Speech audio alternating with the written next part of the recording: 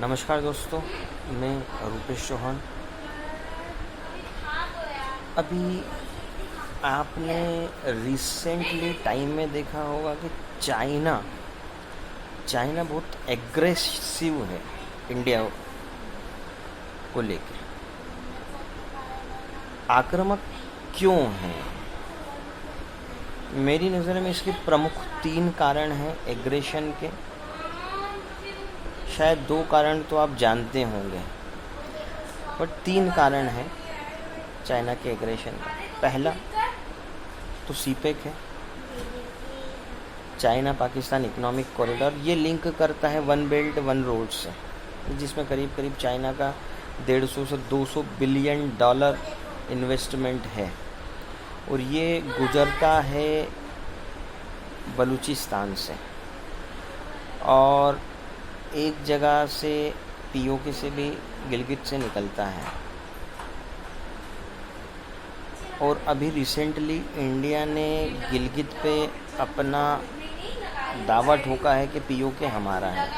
No doubt है भी हमारा, लेकिन अभी तक नहीं था। लेकिन अब दावा ठोक दिया है, तो कहीं ना कहीं चाइना को अब ये लगने लगा है कि कहीं ऐसा ना हो कि इंडिया पीओके को कैप्चर कर ले, और मेरा जो वन बेल्ट वन रोड है, या मेरा इस लेवल पे जो फ्यूचर प्लानिंग, या इस लेवल पे जो मेरा 200 बिलियन का इन्वेस्टमेंट है सीपेक और वन बेल्ट वन रोड को मिला के, वो खतरे में आ जाएगा। और 200 बिलियन बहुत बड़ी रकम होती, बहुत ही बड़ी रकम है।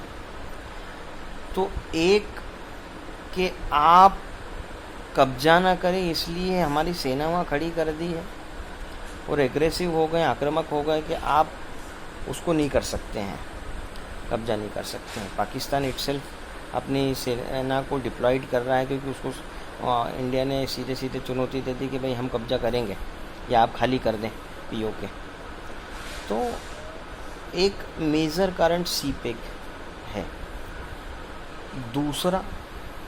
दूसरा कारण है कि अभी आप देख रहे होंगे कि मेजर इकोनॉमीज़ जो है यूएस की या जापान की या जर्मनी, सब अपने धीरे धीरे नुकसान बता रहे हैं चाइना को, और उनको लेने की बात भी कर रहे हैं। और उससे बहुत सारी विदेशी कंपनियां, जापान की या जापान की या अमेरिकन, जर्मन, फ्रांस, ये धीरे धीरे कंपनियां बाहर निकल रही हैं चाइना से।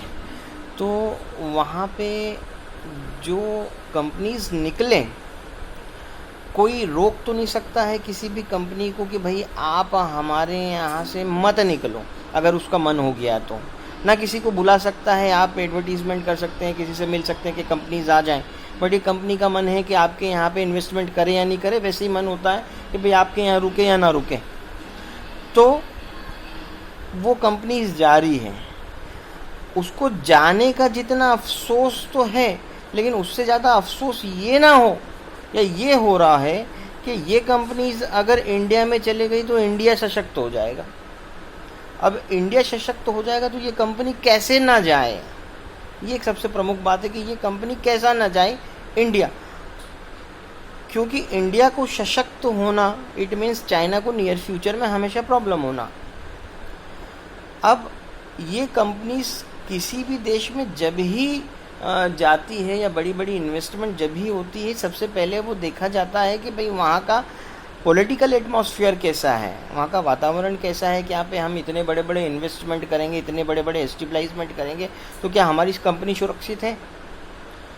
तो वो एक भय का माहौल उत्पन्न कर रहा है चाइना के वो कंपनीज ना आए इंडिया। ये एक सेकंड सबसे बड़ा कारण है। तीसरा कारण है वहाँ की जनता का दिमाग को डाइवर्ट करना, कि वो ये ना सोचे, क्योंकि वहाँ पे अभी इतनी कंपनी शट डाउन है जो रीओपन नहीं कर रही, निकलने की सोच रही, पहली बात। दूसरी, वहाँ की कंपनी भी काफ़ी बंद है, वहाँ का माल तैयार हुआ लेकिन वो पोर्ट पे ही, कहीं कोई देश ले नहीं रहा है। तो बहुत सारी बेरोज़गारी बढ़ी है। चाइना अपने आंकड़े बताता नहीं है किसी भी तरह ही, कैसे ना कितने लोग मरे या क्या चीज़ें चल रही है, कुछ नहीं बताता है। तो वहाँ के लोग अब एक प्रकार का असंतोष होते जा रहे हैं कि भाई हम क्या करें। तो वहाँ के लोगों को अब उनके दिमाग को ये डाइवर्ट कर रहे हैं कि भाई हमारे साथ ऐसा ऐसा हो रहा है तो हम आक्रमण करेंगे, तो कि वो शांत हो, और जब तक चीज़ें शांत करे रूटीन में वापस से सारी चीज़ें आ जाए। तो मेजरली ये 3 कारण हैं चाइना के एग्रेशन के। बाकी मैं नेक्स्ट वीडियो में आपको बताऊंगा कि क्या हमें चाइनीज़ आइटम ख़रीदना चाहिए या नहीं ख़रीदना चाहिए। सबके तर्क होते हैं कि नहीं ख़रीदना चाहिए। मैं आपको एक तर्क बताऊंगा कि ख़रीदने से क्या प्रॉफिट है। जय हिंद, जय भारत, भारत माता की जय हो। नमस्कार।